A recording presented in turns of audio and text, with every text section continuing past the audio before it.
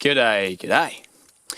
So today we're talking fire management, okay? So we're talking about Indigenous fire stick farming, and this is going to be a bit of a series on methods of prevention and methods of treatment and how Indigenous peoples of Australia and around the world deal with and manage forests using fire. Now you may think fire stick farming, you may think immediately you need to light fires, but it's not always the case. So we're looking at a wattle tree here at the moment, an Australian acacia, and what you got here is this sap, okay? Now this is fresh sap, this has still got a little bit of a gooiness to it. Now you can make jellies out of this and you can eat this and it's really delicious, and you can make an epoxy resin out of this as well by mixing that with charcoal dust.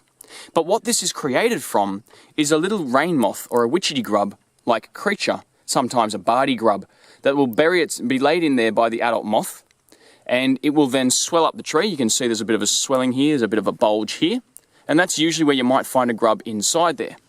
Now, it depends on the variety of tree, but the grubs will either be in the stalk or they could be further down. Now, I've cleared this section here, and that very action there has already lessened the likelihood of fire leaping into that area and coming up the tree. Now, what you'll notice when you get witchetty grubs is because they're creating a hole in the tree, they're creating a hollow section, and they start to emerge at the start of summer and all throughout summer, which is the main fire season. Now, they have said that the various kinds of Australian wattles are what you call the kerosene tree, because when a fire comes through, these guys appear to just light and just ignite and go whoo to the canopy. Now, the reason for that is because of the hollow section inside the tree.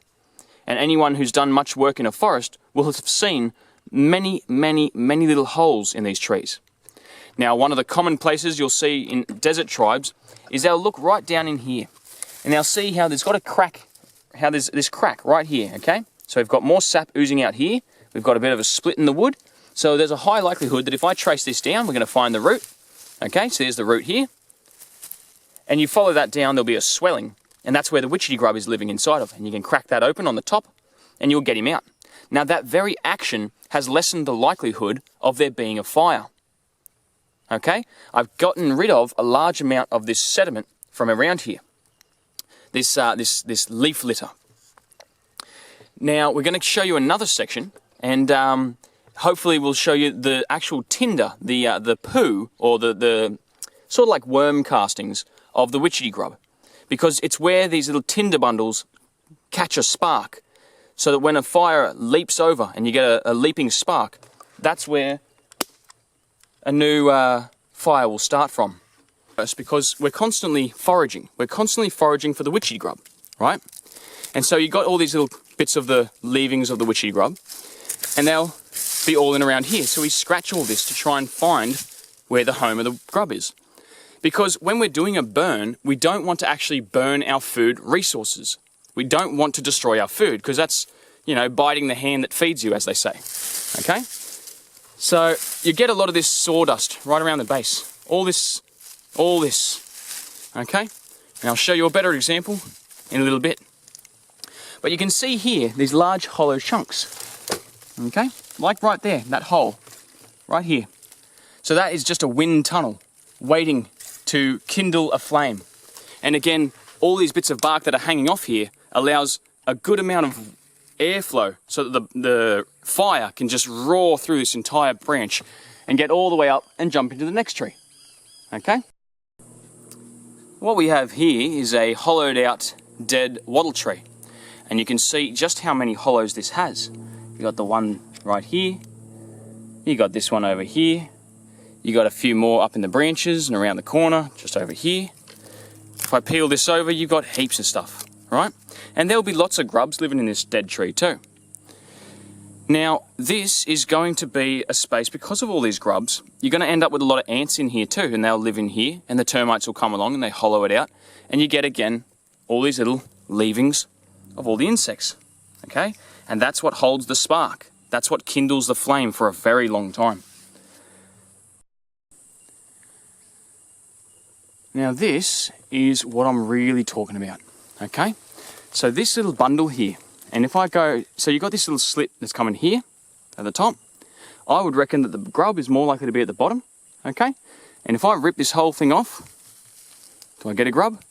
Nah, not this time round. So it's got the hole at the bottom, so he's probably already fledged. But this stuff right here, that is probably the most dangerous thing in the entire forest, because that is going to catch that spark, and you can see it. You can see how much that can hold a spark. Anyone who's ever made tinder bundles and so forth, is well aware that you need material like this to hold a fire. And actually this, you can keep that in your fire lighting kit, and that'll light up even in the wettest of climates. So that right there. And as we dig through this, do we find a grub? Not quite, but we do see this hollow space. Again, we're talking these hollows. That's what feeds the fire. And another thing to it, you can see again, the tree is completely covered around the base. So we try and move a bit of this out, because eventually I'm going to do a burn around here when it comes to winter time. I'm going to show you. But you can see I'm already clearing a space to see where is the grub. This is just the habit of looking for a witchetty grub. This is the method of harvesting it. And this harvesting method is very much what actually slows down the process of fires. And again, oftentimes you'll find the exit holes, and they'll be right at the bottom here, and there'll be a little column that comes up, and that's where the witchetty grub emerges out from. The witchetty moth, the rain moth, comes out of. This is another example of this tinder that comes out of the holes made by Bardi grubs and witchetty grubs, rain moth larvae. And this will hold a spark, and it will ignite the entire tree. And the hollow space that you might be able to see right through here, right through there, you can see that little bit of light. That hollow space will stream up.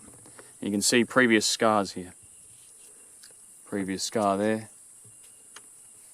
As they zoom through the tree. If I remove this, today we've got ants nesting in here. So that grub's already gone long ago. If we come down to the bottom of this tree, we see that all these bits of grass are all just lingering around the bottom of the tree. And if I wanted to look for a grub, I have to move all this out of the way. Now most of the time, you want to be using a stick, a digging stick, because there are little creatures like spiders that will lurk in the ground here, and you don't want to get yourself bitten by these spiders. So I suppose I should probably use my digging stick to lead a good example.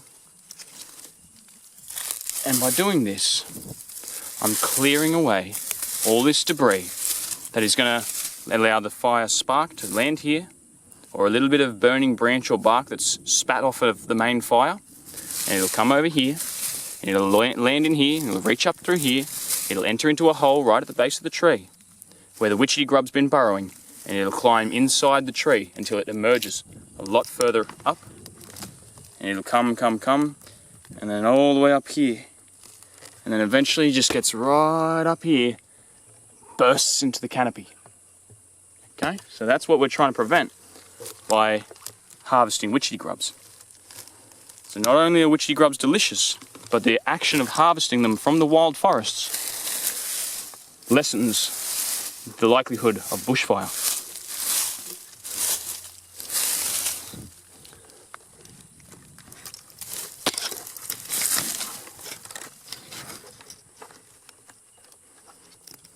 A lot of animals live at the bottom of these things. You'll find weevils, you'll find little slaters, little creatures like, well, it's just a shell of him now, but the broken shell of a millipede. You'll find little ant colonies sometimes, you'll find those little spitfire caterpillars. And this is not an isolated thing, this is a constant. So, on almost all the trees around here that are wattle trees or casuarinas, you'll find that you'll have little grubs. At the base, you'll find you've got these little scars where the grubs have been emerging. It's a constant. I've been harvesting a lot of things from this area, so already there's a lot less likelihood. This is another area I've already been to. And I'm also clearing the area so that when the grubs emerge, it's easier for me to see. And then again, we have the scars left behind by the grubs emerging. More of the casings and the leavings of the grubs, the castings. And this is another type of grub has come in through here, through the eucalypt, the ironbark. And so it's all these little spaces, all these little tunnels. If we harvest the grubs from the trees, and these are seriously delicious, these things. These are like the best scrambled eggs you've ever had, with a little thin strip of bacon right in the middle of them. It's absolutely amazing when you cook them on the coals. When you eat them raw, it's just kind of like a raw egg, I suppose. So maybe weightlifters want to get into that. Instead of doing your 12 eggs in the morning like Rocky, you'll probably do Witchetty grubs in the morning instead. There you go.